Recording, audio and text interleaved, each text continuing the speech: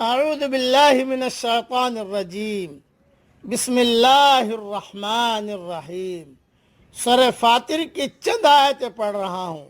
آیت نمبر 29، آیت نمبر 30، آیت نمبر 31۔ ان الذین یتلون کتاب اللہ واقاموا الصلاۃ، بے شک جو لوگ اللہ کی کتاب پڑھتے ہیں اور نماز قائم کرتے ہیں، وَأَنفَقُوا مِمَّا رَزَقْنَاهُمْ سِرًّا وَعَلَانِيَةً، اور جو کچھ ہم نے ان کو عطا کیا ہے ان میں سے چھپے اور کھلے خرچ کرتے ہیں۔ یرجون تجارتا لن تبور، وہ ایسی تجارت کے امیدوار ہیں جو کبھی ضائع نہیں ہوگی۔ لیوفیہم اجورہم ویزیدہم من فضلہ، تاکہ اللہ ان کو ان کا پورا اجر دے اور ان کے لیے اپنے فضل سے اور زیادہ کر دے۔ انہ غفور شکور، بے شک وہ بخشنے والا ہے، قدردان ہے۔ والذی اوحینا الیک من الکتاب هو الحق مصدقا لما بین یدیہ، اور ہم نے آپ کی طرف جو کتاب وحی کی ہے وہ حق ہے، اس کی تصدیق کرنے والی ہے جو اس کے پہلے سے موجود ہے۔ ان اللہ بعبادہ لخبیر بصیر، بے شک اللہ اپنے بندوں کی خبر رکھنے والا ہے، دیکھنے والا ہے۔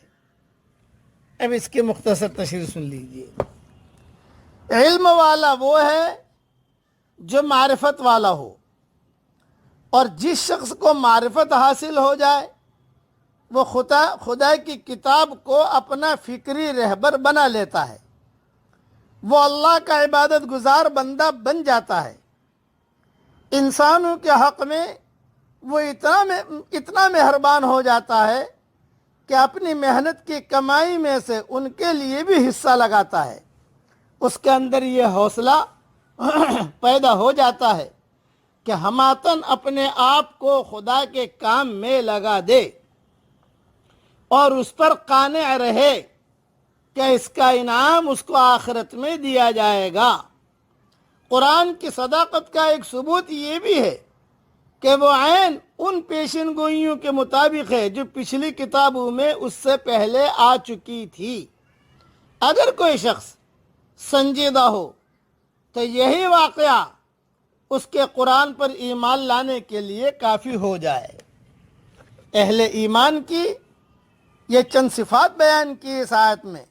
مومن بندوں کی نیک صفتیں بیان ہو رہی ہیں کہ وہ کتاب اللہ کی تلاوت میں مشغول رہا کرتے ہیں، ایمان کے ساتھ بڑھتے رہتے ہیں، عمل بھی ہاتھ سے جانے نہیں دیتے، نماز کے پابند، زکوٰۃ خیرات کے عادی، پوشیدہ علانیہ اللہ تعالیٰ کے بندوں کے ساتھ سلوک کرنے والے ہوتے ہیں، اور اپنے مال کے ثواب کے امیدوار اللہ سے ہوتے ہیں جس کا ملنا یقینی ہے۔ انہیں ان کے پورے ثواب ملیں گے، بلکہ بہت بڑا چڑھا کر ملیں گے، بہت بڑا چڑھا کر، اور جس کا خیال بھی انہیں نہیں ہوگا اللہ تعالیٰ اتنا دے گا۔ اللہ تعالیٰ گناہوں کا بخشنے والا اور چھوٹے اور تھوڑے عمل کا بھی قدرداں ہے۔ حضرت مطرف رحمۃ اللہ علیہ تو اس آیت کو قاریوں کی آیت کہتے تھے۔ مسند احمد کی ایک حدیث میں ہے کہ اللہ تعالیٰ جب کسی بندے سے راضی ہوتا ہے تو اس پر بھلائیوں کی ثنا کرتا ہے جو اس نے کی نہ ہو، اور جب کسی سے ناراض ہوتا ہے تو اسی طرح برائیوں کی۔ یہ حدیث مسند احمد میں بھی ہے اور تفسیر ابن کثیر جلد 5 صفحہ 326 پر بھی ہے۔ قرآن اللہ کا حق کلام ہے، اللہ کا کلام ہے جو حق ہے۔ جس طرح پہلی کتابیں اس کی خبر دیتی رہی، یہ بھی ان پہلی سچی کتابوں کی سچائی ثابت کر رہا ہے۔ رب خبیر و بصیر ہے، ہر مستحق فضیلت کو بخوبی جانتا ہے۔ انبیاء علیہم السلام کو اور انسانوں پر اس نے اپنے وسیع علم سے فضیلت دی ہے۔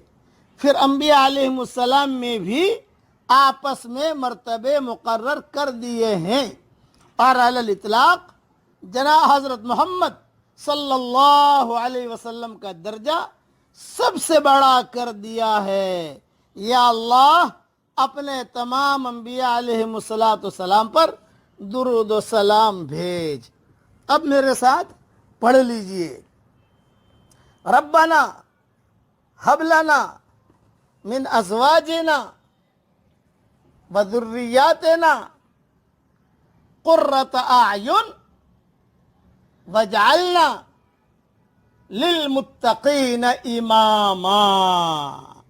اسے قرآن شریف کی یہ آیت ہے، بار بار پڑھنے سے، ہر فرض نماز کے بعد پڑھنے سے اللہ تعالیٰ نسلوں کو دیندار بناتا ہے اور متقیوں کا اللہ امام بناتا ہے۔ اللہ تعالیٰ یہ دعا ہم سب کے لیے قبول فرمائے، آمین۔ وآخر دعوانا ان الحمد للہ رب العالمین۔